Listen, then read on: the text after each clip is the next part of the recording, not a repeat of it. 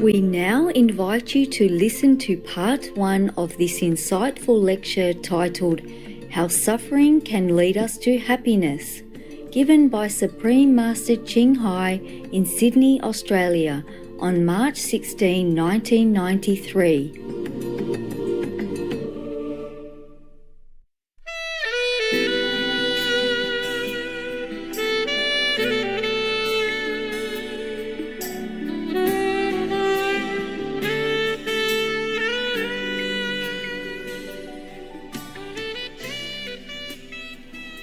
Good evening, my brothers and sisters. It is a great pleasure for me to be in your great country and in the great city of Sydney. You have taken for granted how beautiful your country is, but I appreciate probably better than you since I just came the first time. It's so beautiful and clean and friendly. I think the people of Australia are very lucky to have at least the outer paradise on earth. And should we have inner paradise as well, then we are perfect. We have the perfect condition. And we do not wish to be in any other heaven. I'm happy and grateful that you have reserved some precious time to come here, that we can get to know each other. I have not the desire to come in such a way, or I have no desire to come at all, even though I like Australia. But just the invitation, the repeated request from my fellow practitioners in Australia that I have the honor to come here at all. But even then, in my heart, I have always the strong conviction that you and I are no difference. There's no distinction whatsoever between each of us. And that I have absolutely nothing to teach you except to exchange the love and all the things that God has given us. But since some of our fellow practitioners in Australia were so loving and so earnest in their request of my presence, that I have been brought here, perhaps by the love of the disciples, so-called disciples, and by the will of God, that I may get to know your country, that we might link with each other, at least through my humble presence. Maybe that is the only purpose that I should be here. But then, wherever I am invited to go, there will be always people who, perhaps humble in their attitude, or perhaps have forgotten their origin. That is their own kingdom of God, their own wisdom. And therefore, there will be always questions about how to seek the Buddha or God or the Christ power within themselves. And therefore, it seems that my purpose of coming to some places is to share with the people in that native land some of my collected knowledge about how to return to our own wisdom or the supreme power within ourselves. Many times I was asked, why the title of the Supreme Master? Am I so arrogant to call myself the Supreme Master? I said, no, it's the name of my father. Just like you are Mr. Smith, and so your daughter is also Miss Smith. And it's also the name of our father, your father. And so you can also call yourself the Supreme. I actually forgot all about it, but just people keep reminding me. Now, in this world, we have found a lot of suffering as well as happiness. And most of the people would like to know why there is suffering and how to find happiness. The question to me is not to eliminate so much of the suffering and not to gain more happiness, but to gain the supreme power through which we see happiness and suffering as just a stage play. And then we will see things in life just as we see the movie. We may have a little emotion through the characters in the movies, but we will not be overwhelmed by this emotion and get drowned in this emotion. So therefore, the difference between a so-called enlightened person and a so-called non-enlightened person is the strength, is the outlook for the different phenomena in this world, as well as the world beyond. When we say the world beyond, it is actually not correct, because there is no world beyond. Every word is within us. And when we say within, it's also not correct, because there is no outside and no inside. But because of our human language, we have to express it somehow, the inner feeling or the inner intuitive understanding. Actually, there is a very strange feeling after enlightenment, because you feel that everyone is all right the way they are. And you know that everyone has this supreme power within themselves, or the Buddha nature within themselves. And why don't they know it? And therefore identify themselves with the suffering within and without. But because of that, many of people of the world like to seek enlightenment so that they know. After enlightenment, you were just the same as before. But there's only one difference, is that you accept everything that comes to you. And everything is given to you is holy. And everyone else is holy. Even though maybe in the course of teaching or guiding, the enlightened person might point out some direction that perhaps is useful for the true seekers after the kingdom of God.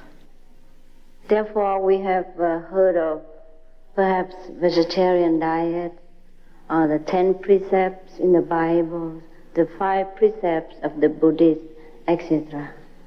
These are the helping factors for the spiritual seeker, so that he or she may achieve the quicker result and the safest way to attain the so-called liberation. If we had known that we are already liberated, perhaps these things are not absolutely necessary.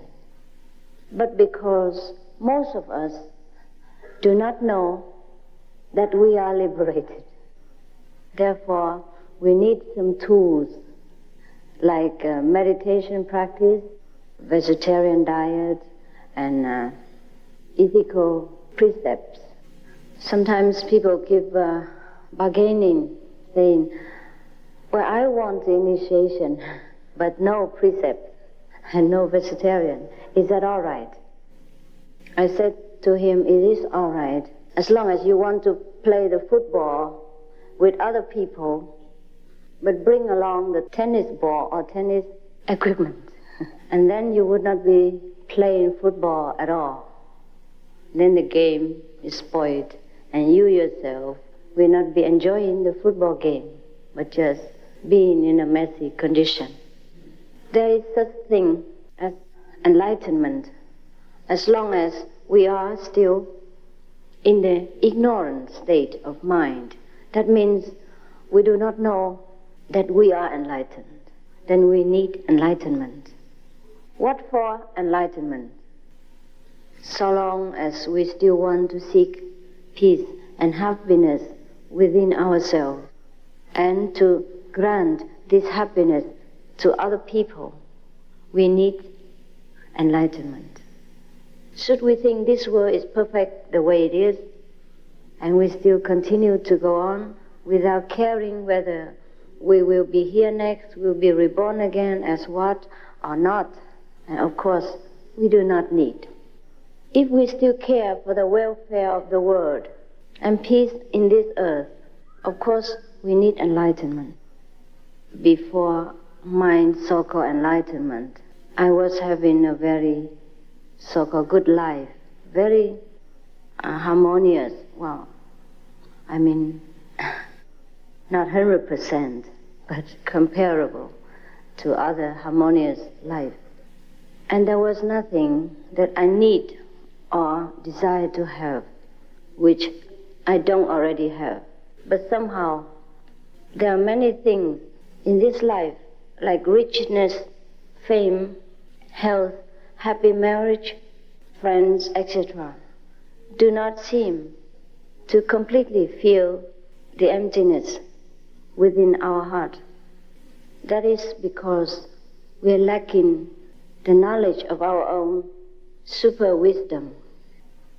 After we have found our own super wisdom, maybe we still continue to serve a household life, to enjoy our marriage, to raise our children, to fulfill our social obligation.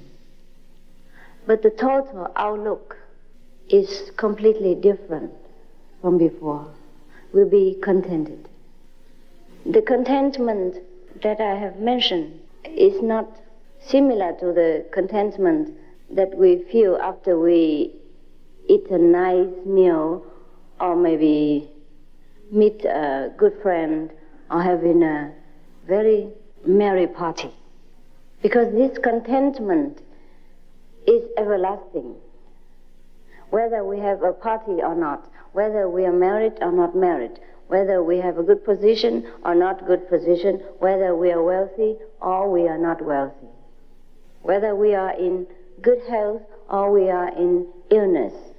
This stability of mind, this peacefulness of our own being will be achieved only if we are enlightened.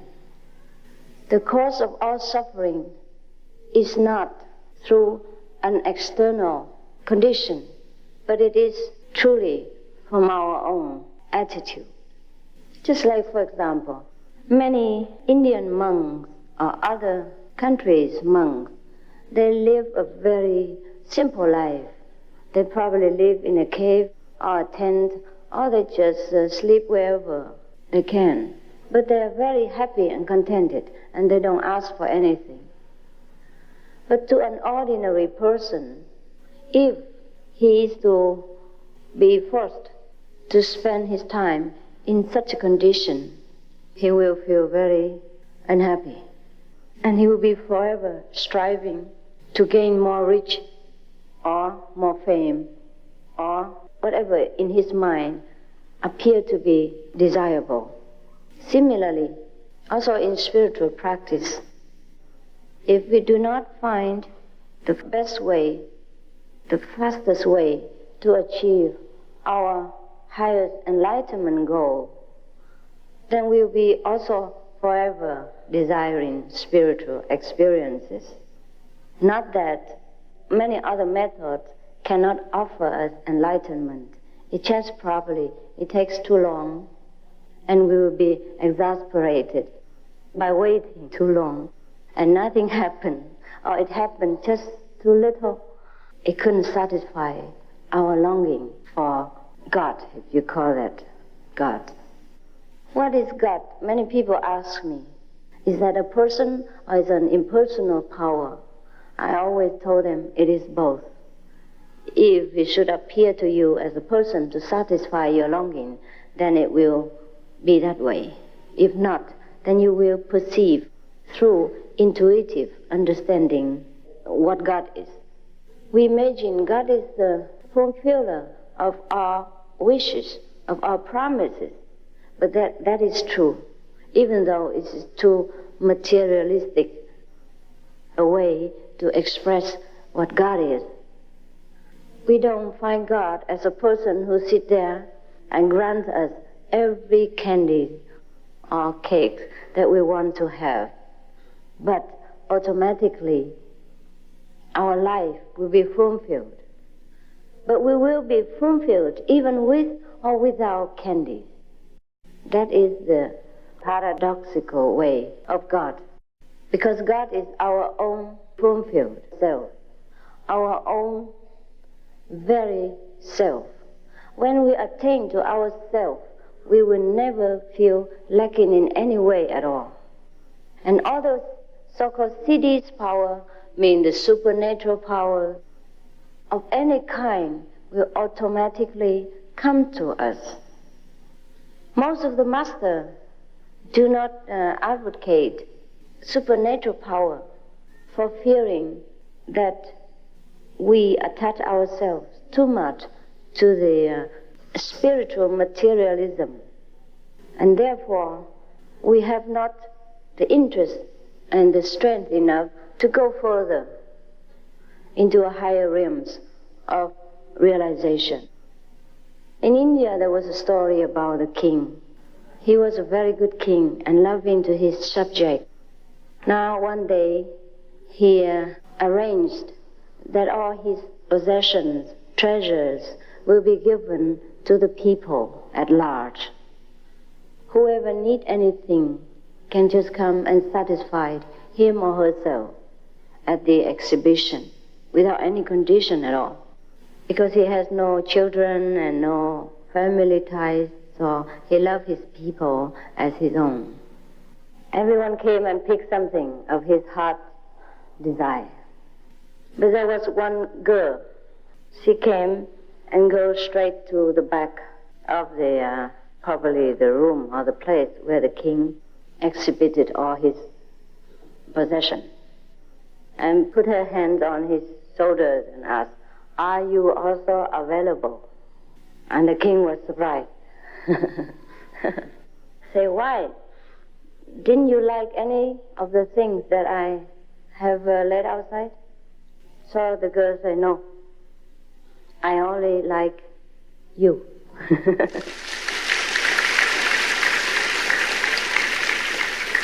So, and then, of course, the king was very happy that somebody liked him for himself alone and not because of his treasures. Of course, then the king availed to her, and then they got married, something like that. Live happily ever after, as we should be. And you know what happened? The girl did not want anything, but the whole nation belonged to her, including all these subjects and all these objects. Therefore, in our path, we also do not advocate the miracle power. Doesn't mean we don't have. After the great enlightenment, or even small enlightenment, we have all the powers that we want. But then we will have so much that we don't even know how much power we have. Instead of clinging to a corner of the house, we have the whole house and included that corner.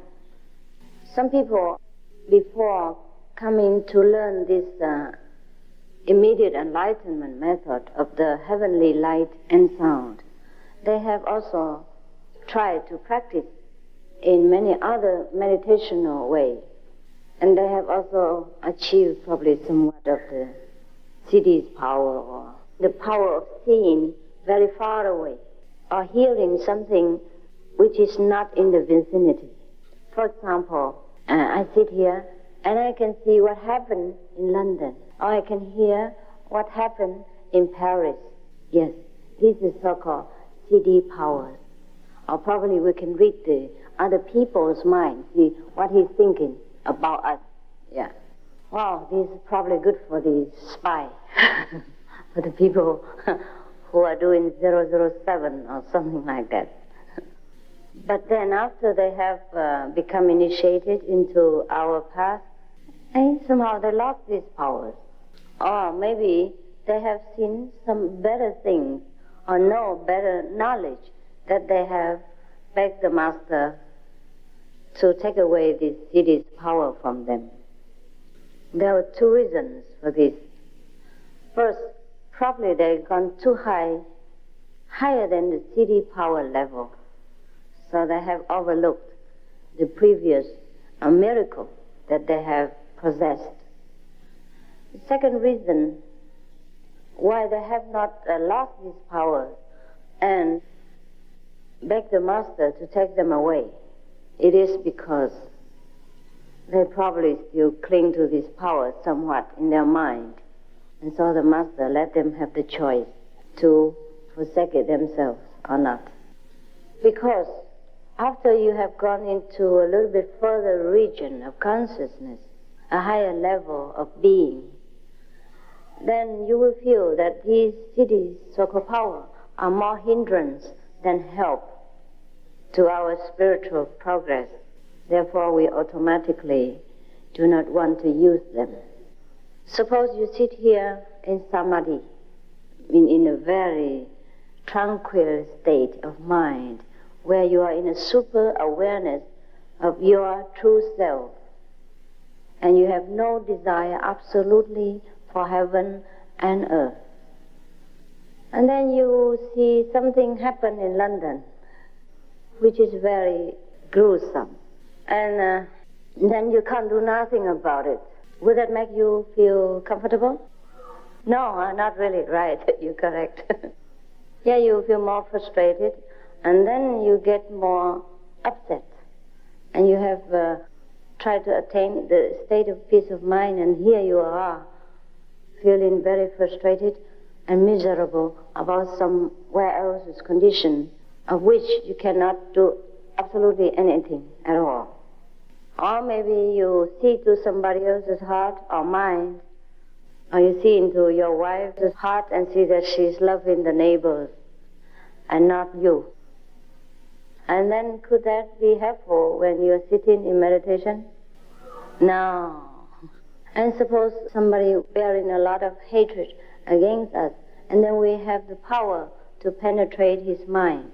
That would be a very uncomfortable feeling for both. Because most of the people have sometimes very uncontrollable feeling, uncontrollable emotion within themselves, which might or might not have nothing to do with them. And if we get to know all these things, it's only useless. And then we always worry about this mundane level, and we can never get into the beyond in order to merge ourselves in the greatest wisdom. There are a lot of spiritual happenings in our century, and therefore it is good for us, very good for our people in this age, to know so much about the superpower within ourselves. But sometimes it also confuses us as to follow which direction, because mostly we will be tempted by the so-called immediate result, like a miraculous power or healing ability, and seeing through the walls, or walking in the space, etc. That we forgot what is the main purpose of practicing meditation or getting to know spirituality at all. It shouldn't be really. Because when we know our true self, the supreme wisdom inside, we will know everything. That, I think, is the best measurement, the best standard to judge which path we should concentrate on.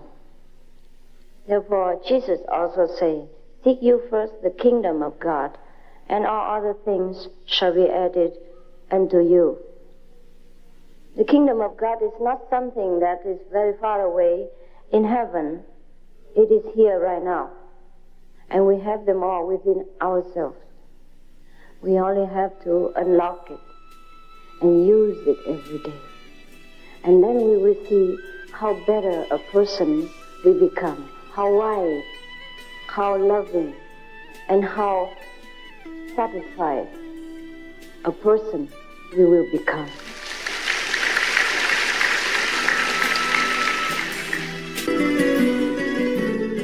The kingdom of God is not something that is very far away in heaven.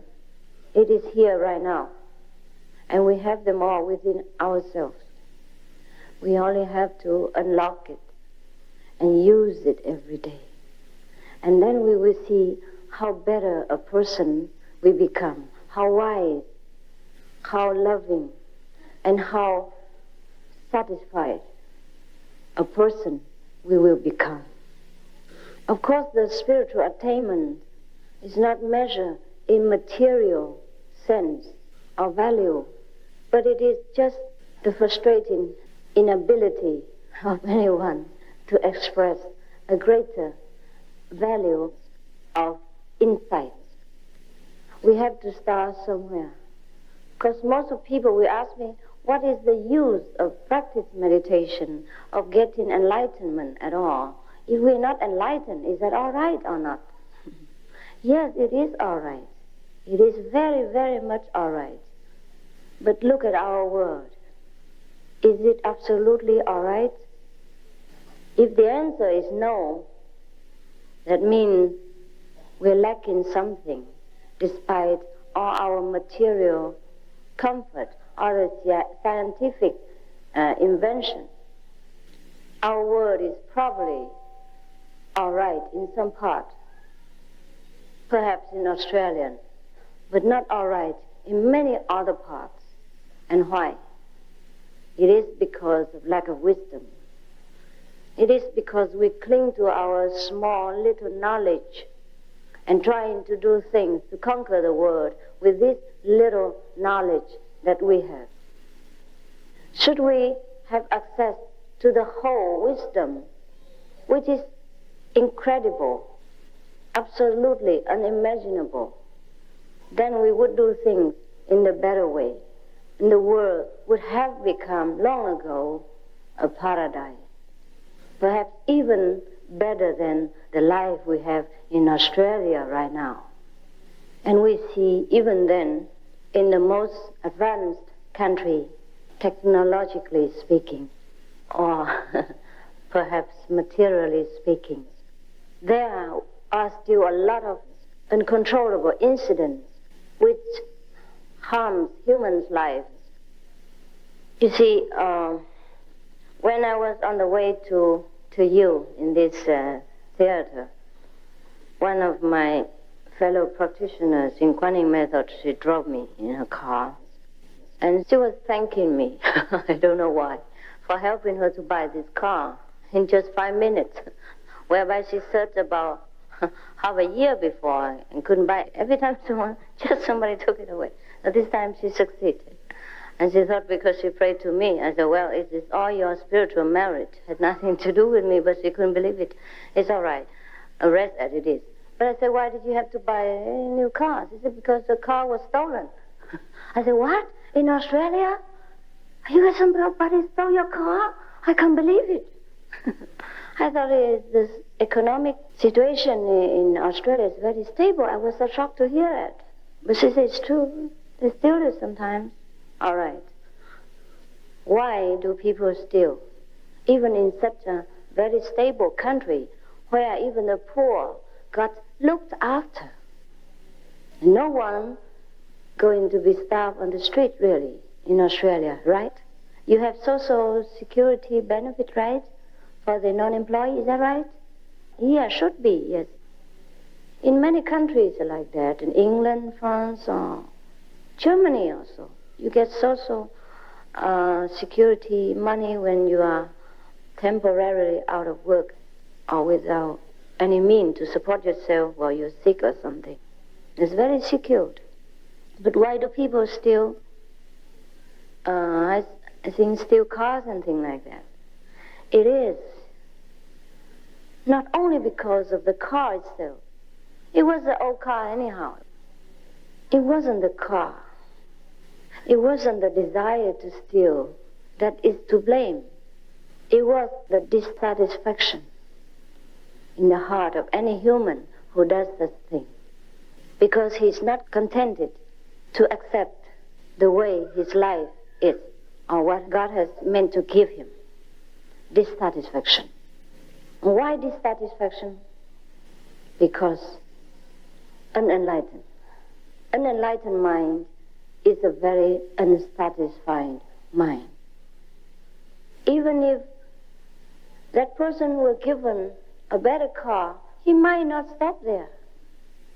He might want another car, or next an aeroplane. It is because we are unsatisfied with ourselves. We do not know the source of all richness, of all power.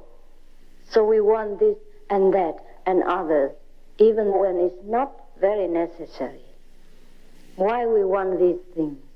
It is because we have been in glory, in freedom, in richness before, in heaven, before we descended into this lowly stage of thinking that we are just a human being, that we have no power, that we don't know anything, that it is very difficult to attain heaven. But I can assure you that even then, even now, we still can attain heaven, and very quickly, fast, and right here, right where we live. We don't need to go to Himalaya, even though I did. But it was not necessary for anyone to do that. I was probably destined to do so. You see, many people have different ideas about asceticism. They think if we forsake the whole world and family and go into a cave and meditate in the Himalaya, then they will attain freedom. It's not true. It's not true.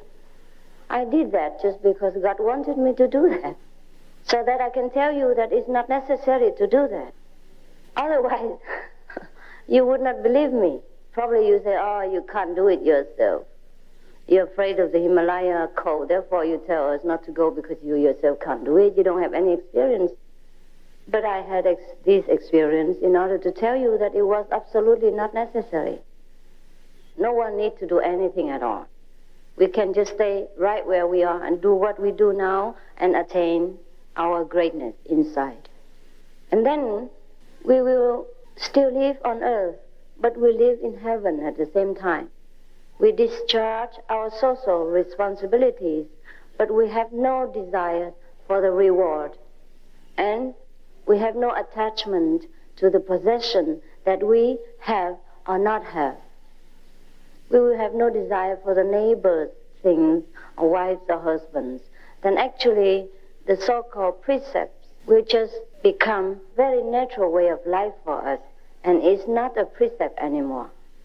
These precepts are only guidelines while we were still unable to control our mind. But once we are in control of our mind, action and speech effortlessly, then these precepts are just child play. And we don't keep the precepts anymore because there's no necessity to keep them. We don't do anything that is not precepted anyhow. And even then, if we do, we know why. And we do not torment ourselves with the self-inflict guilt that was not necessary in that place, in that instant.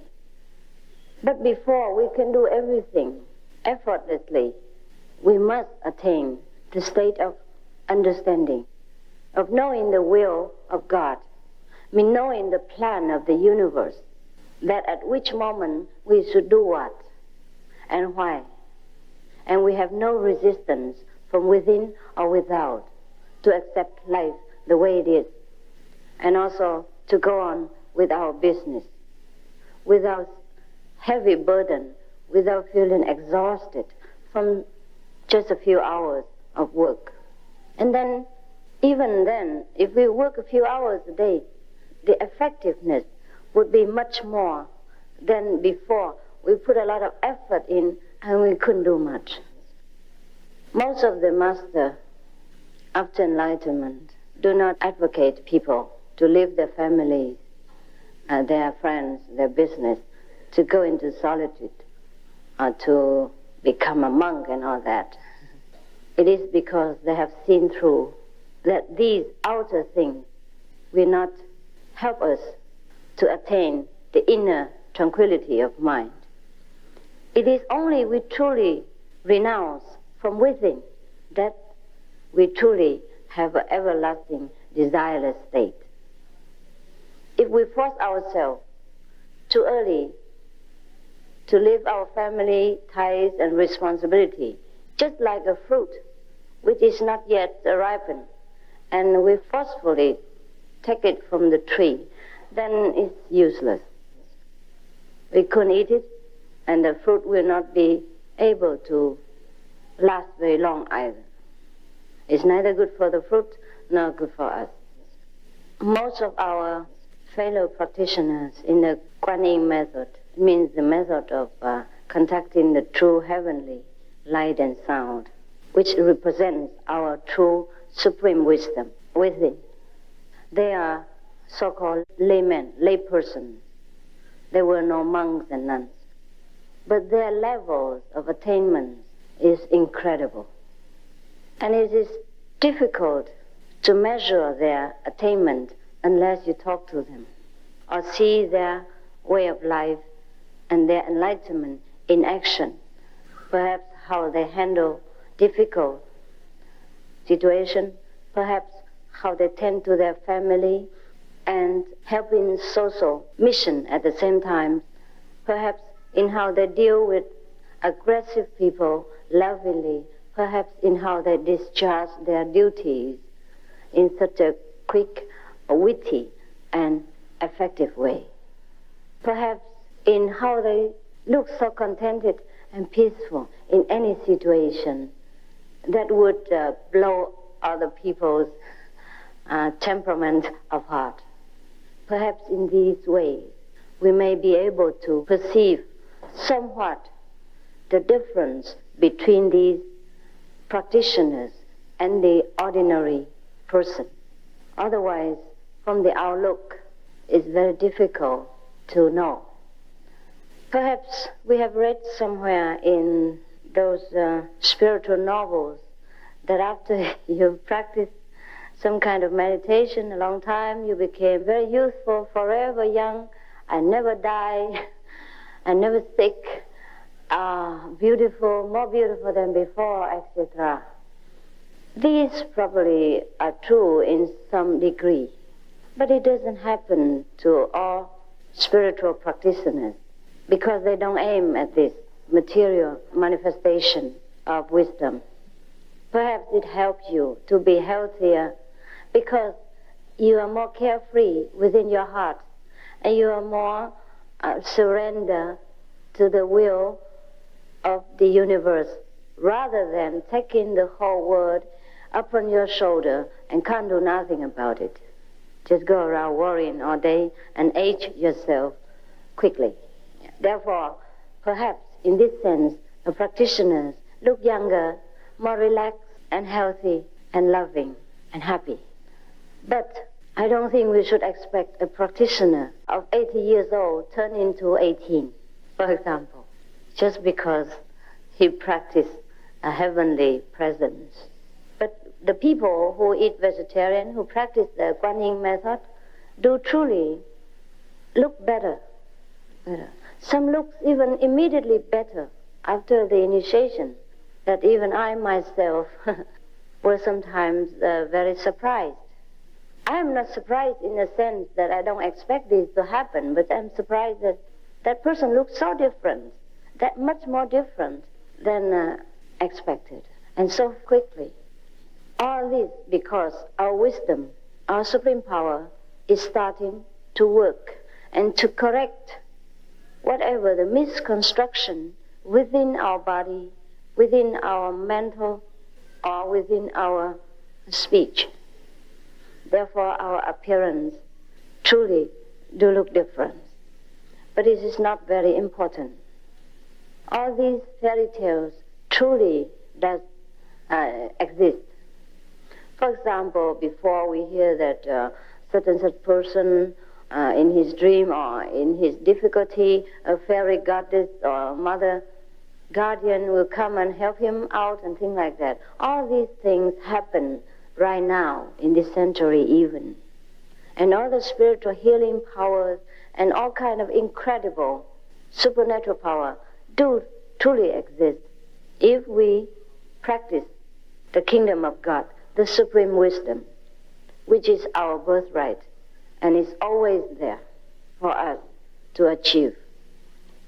If we do not practice this, if we do not find a way to recognize our greatest inheritance, no one will say anything to us.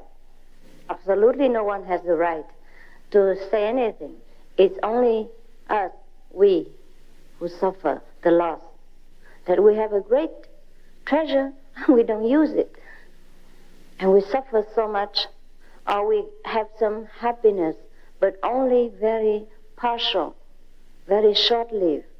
And sometimes it is the cause of the next sorrow of tomorrow. Therefore the choice is for us to wake up into our glory or to sleep in our darkness and deny in ourselves all the things that other people every day experience, which is good, which is excellent, which is incredible, which is beneficial for themselves, for their environment, for their immediate circles, and for the world at large. If we do not get enlightenment, we do not know our supreme power, we deny ourselves the greatest privilege that even angels envy, even small gods in lower heavenly regions are jealous of.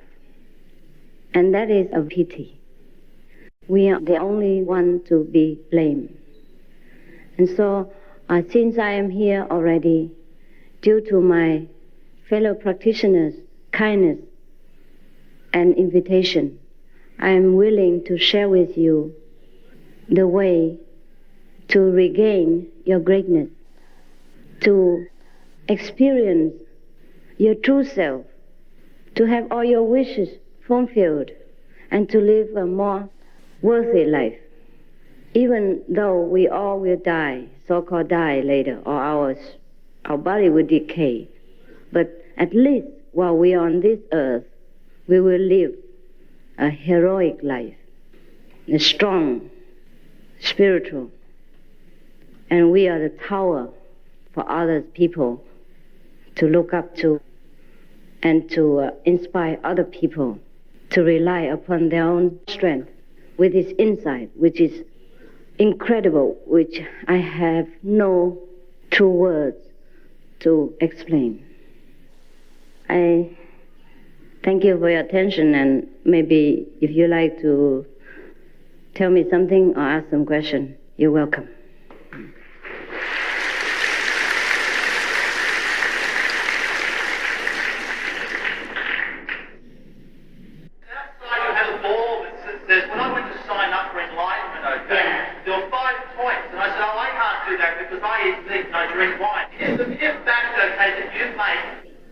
To keep the enlightenment state and to be faster, you better be vegetarian.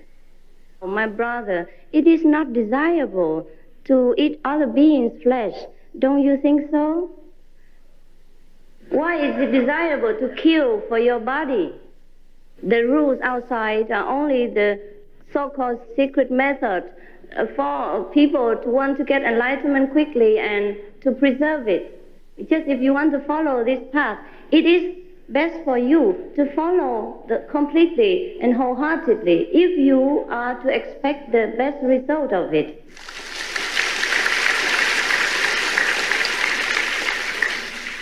Are there more than one stage of enlightenment? Yes, more, yes. How does one know he or she has been enlightened?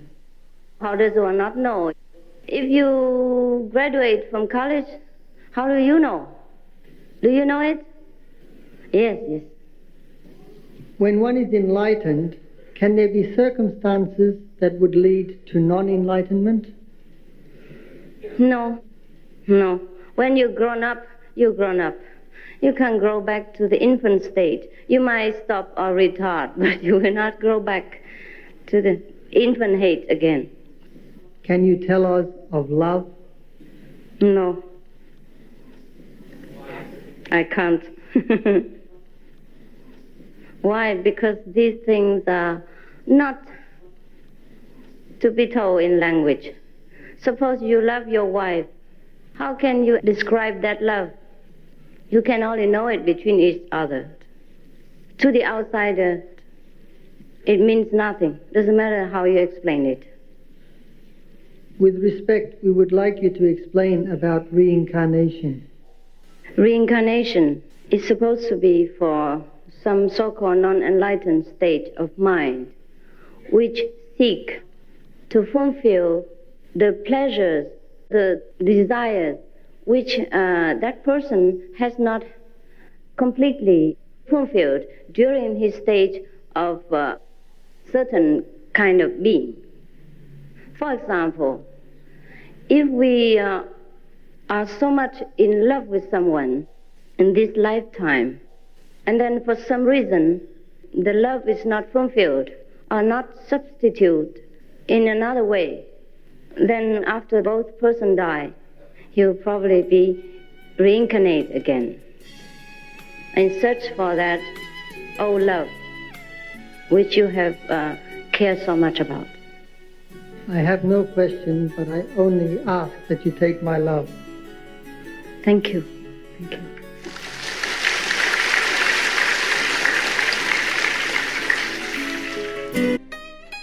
If Allah, Buddha, or Jesus were alive today, would they be greenies? Greenie is someone who is environmentally conscious. Understand. Yeah, that is the new party which protect the environment, right? Partially, perhaps, yes. You see, we should protect the greenery as much as possible for our own benefit. But we should not become a natural worshipper, whereby every tree is worth more than human being.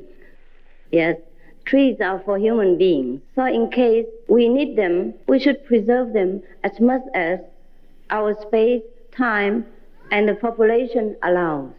So in that case, probably Jesus and Allah, whoever, would vote for that. I'm also a nature preserver myself, and all our practitioners are not allowed to cut trees unnecessarily. Yes, we better see to the situation, where we should preserve and when and how much. As you said, enlightenment will cause us to ignore everything, such as wealth, illness, or a higher position in society. I agree with your point of view about ignoring wealth, but how about illness? We suffer every minute. Illness causes incredible pain and misery. How can we ignore that? We just do not feel so much suffering the way we did before enlightenment. That's all. We will tend to our body as much as we can. We give it as much comfort as it needed, and we give him medical care and all that. Should we have to suffer from illnesses, our patience, our enduring power increases, and therefore the illness doesn't bother us much. I do not say we ignore it completely. It doesn't bother us that much. And even after enlightenment, many of our illnesses just disappear. It is not miracles. It is because our superpower self awaken and regulate some of the misconstructing part in our body and destroy it. So many people found themselves with no more cancer. And even though they were already put on the operating table and anesthetic needle were already admitted to them. But then the doctor found, to their amazement, that no more cancer is there. So he was pushed outside again. So we don't ignore the illness. Illness seems to ignore enlightened people. I have the need to be more spiritual towards all life. How do I react to the negativity around me? If we have a spiritual tendency, then we have more tolerance towards all things, including negative influences and also any negative outlook in life. We'll be more tolerant, more understanding, and also our positive self will radiate somewhat these healing energies, which correct somewhat the negative atmosphere. We don't need to do anything really. If we are truly spiritual, things will better themselves in some degree. And should that person come to us for advice or want to better himself also, then we will be in a position to tell him what to do or suggest what to do. You said during the course of your talk that once we were perfect, but are not now. What circumstances led us to this situation? We are lost in the circus, and we enjoy so much the circus that we forgot our home. If someone come and just tap us on the shoulder and say, oh, you don't belong here, you have enough now you're hungry, you're cold, you should not stick here, go home and then have some comfort. Dear Master, there is always a fear of the unknown. How can one be certain that the Guanyin method is the right one? Of course you don't know until you try. But as you see from our outlining principles, you can see that even if Guanyin method doesn't do you any good or you're not certain of the benefit of Guanyin method, one thing you can be certain, that it will do you no harm. No harm if you eat vegetarian diet, at least you're healthy.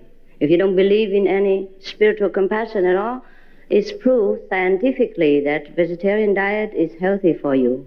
Okay, so one standpoint.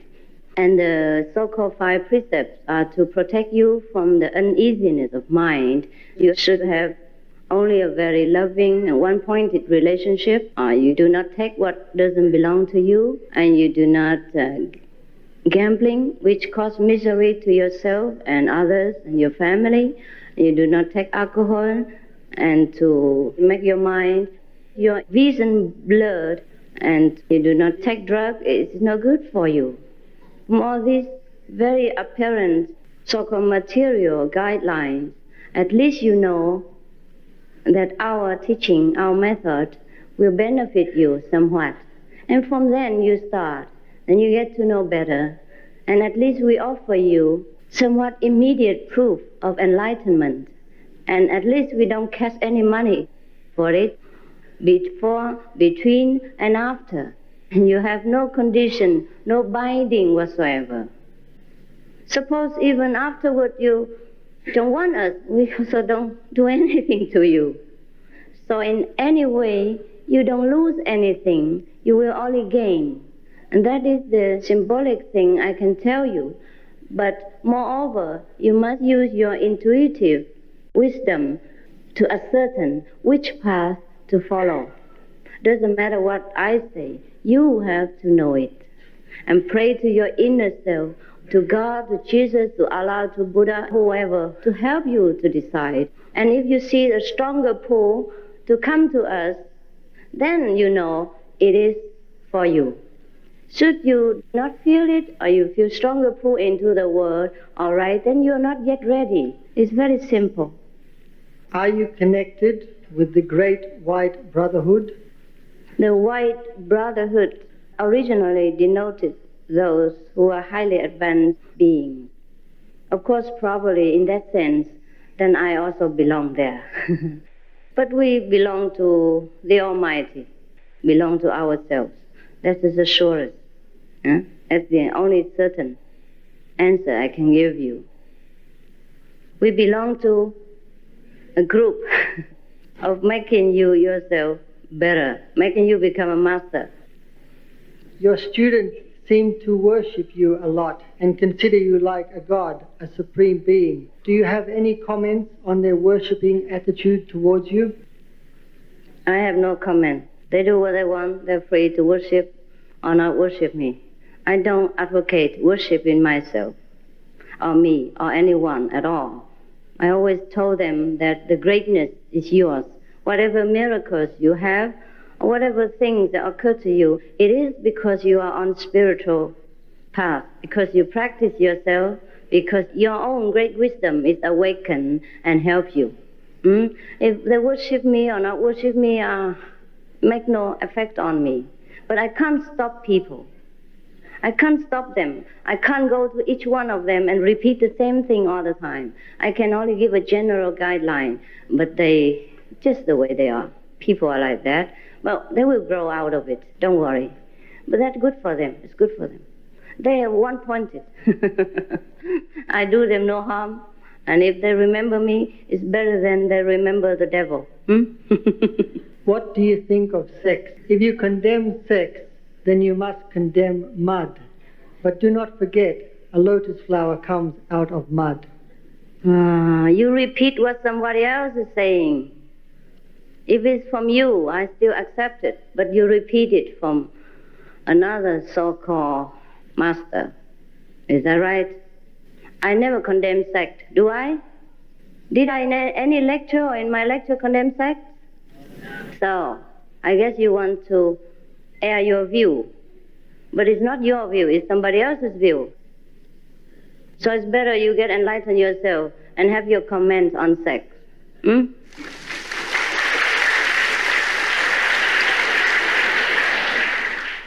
You see, I never condemn sex at all, but I do not advocate teaching or encouraging or always reminding people of sex. These things all the animals can do anyhow. What's the big deal about it?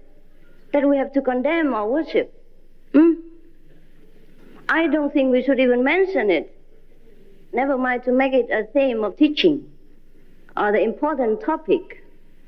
It's nothing important. If I condemn sex, I wouldn't be here. My parents would be dead. And the Buddha never born.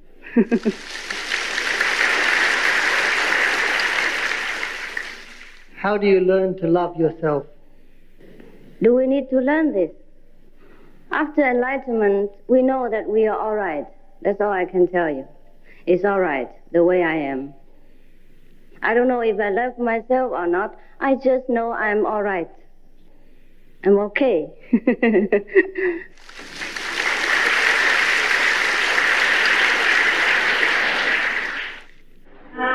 I just question from your book, the sample book here that I have, page 40, just a query. Now in the Bible have I found a sentence which says, animals are your food. Well, reading from the Bible, Matthew chapter 15, verse 17, Jesus said, are ye also yet without understanding? Do you not understand that whatever goes into the mouth goes into the belly and is cast out into the draught? But those things which proceed from the mouth come from the heart, and they defile the man. It's not what goes in that makes the man unclean, but what comes from his heart. And the other big reference I'd like to turn to is from the book of Acts, which I'm sure you're familiar with. Peter, as you know, one of Jesus' greatest disciples, he said that he went into a trance and he became hungry and would have eaten. And he saw heaven opened and a certain vessel descending unto him, as it had been a great sheet knit at the four corners and let down to the earth, wherein were all manner of four-footed beasts of the earth, and wild beasts, and creeping things, and fowls of the air. And there came a voice to him, Rise, Peter, kill and eat. But Peter said, Not so, Lord, for I have never eaten anything that is common or unclean. And the voice spoke to him again the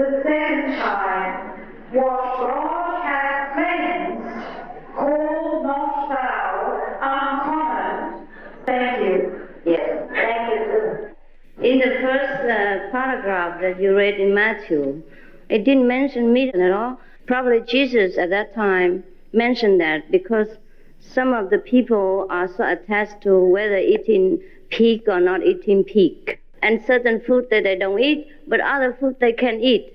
So probably Jesus mentioned that. But he didn't say meat at all. Second, suppose Peter have seen all this, but in his vision only. And whatever God created with God's power through a visionary revelation, it is not real. It's not the fleshly, material flesh that God has wanted him to eat. Similarly, in Buddhist scriptures, there was a paragraph inside the Surangama Sutra. The Buddha mentioned that in the early days of my preaching, there are many monks who come from a different background and countries. They are not used to eating vegetarian food. Therefore, I manifested some so-called meat for them to eat through my power, magical power. But later on, if any monks eat meat, they are not my disciples, because the meat I manifested to them is not the real meat. I guess in this sense, both the Bible and the Surangama Sutra of the Buddhists say the same thing. You see, in the Old Testament, God never mentioned that we should eat meat. He said, I create all the beautiful fruits for you in the field and all the herbs in the garden. These are your food. In the Buddhist Sutra, Buddha says, if you use the sound and the light to see me, you can't see the Buddha. But in your book, you said about the light and sound. Please tell me what difference between the light, the sound in the Buddhist Sutra and your teaching. The Buddha didn't say the light and the sound. The Buddha said if you use the apparent form, the phenomena form to worship me, or worship my phenomenal form, then you could not see the Buddha. It means you could not see the Buddha nature. But he did not mean the light and sound, which is invisible to the eyes and inaudible to the flesh ear. That's the difference. These are transcendental light and sound, which will help you get wiser and more peaceful and more loving. The Buddha means if we cling to the ordinary form of the Buddha, doesn't matter how he appears on earth, or we cling to kind of idol worship, then we could never find our own Buddha nature. It doesn't mean this light and sound. Dear Master, do you think the God discrimination human or not? If yes, why do God not give everybody the same skin color, the same hair, same languages? Human will not meet any problem about language, and any discrimination on skin color maybe lead to the war and violence. Please explain this for me. God does give whatever you have just mentioned to us, but we have chosen to be in this dual stage because we like it. Should you want to be equal again, and each one look the same again in glory and beauty, then please join the heavenly hierarchy. And that's why I am here to show you how to do it, to go back to the non-discriminating state. You have the choice either to be here in this colorful dimension or to go into the dimension where is no discrimination between the sexes, between the hate, between the rich and poor, and the color of the skin, etc. You see why God gave us so much of this so-called color? Because He's very loving. Because we want whatever we want, we get it. Yeah. He also gives us other choice. Therefore, we have many choices. That's why He gives us also this kind of word and also many other kinds of words. Like Jesus mentioned, in my Father's house, there are many mansions. So if you don't like this word the way it is, it's all right. You come to the other word, and we know the way. We can guide you. Okay.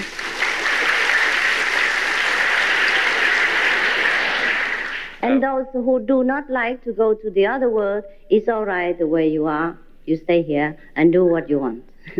Therefore, we don't force people to follow us at all. We just offer the opportunity for those just like you who want to go into that kind of dimension. Yeah, every word, every place has its regulation and rules.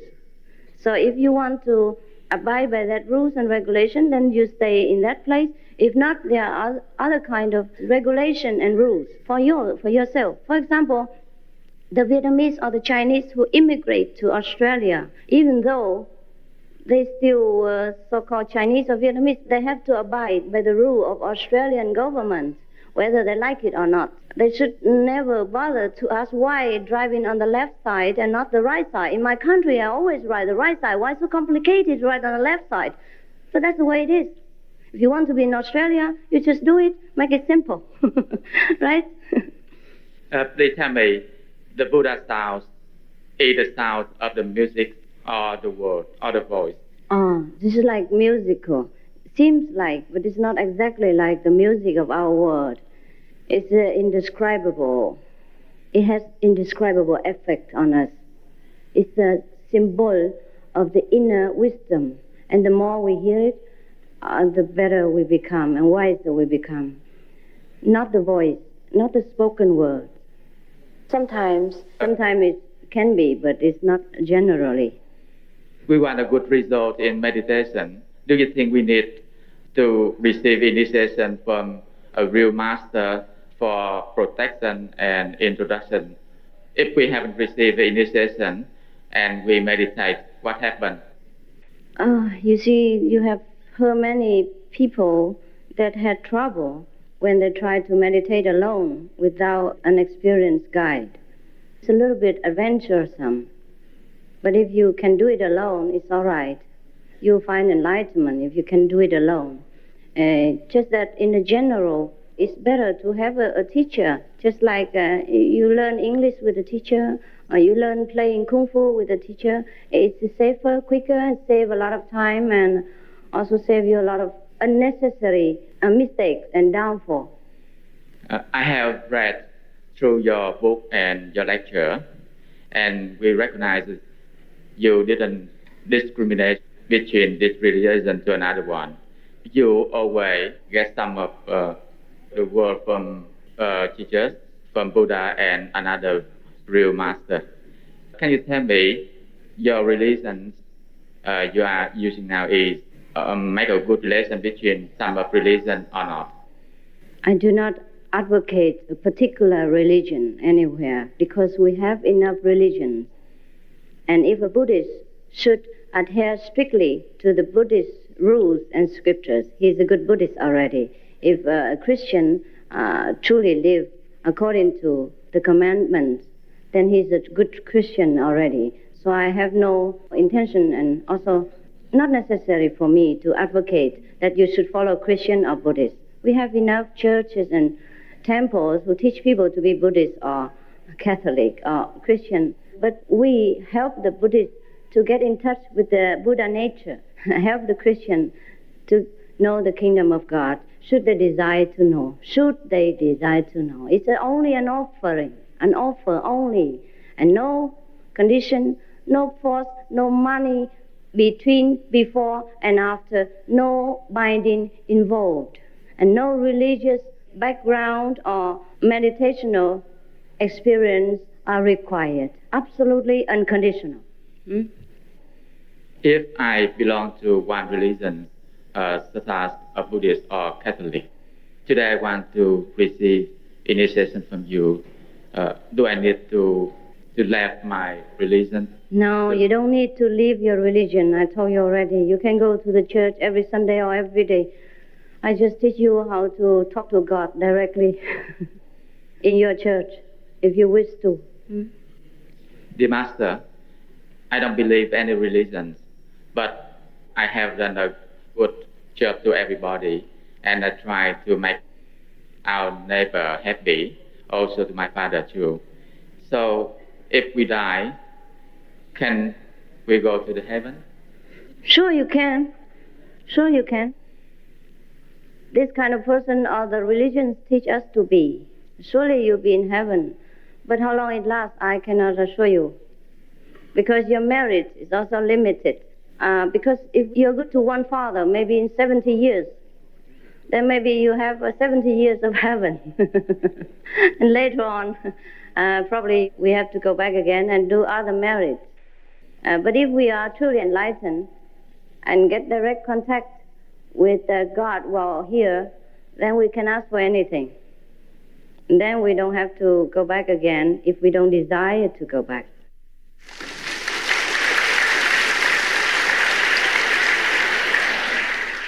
Thank you for all your love and your excitement and all your questions.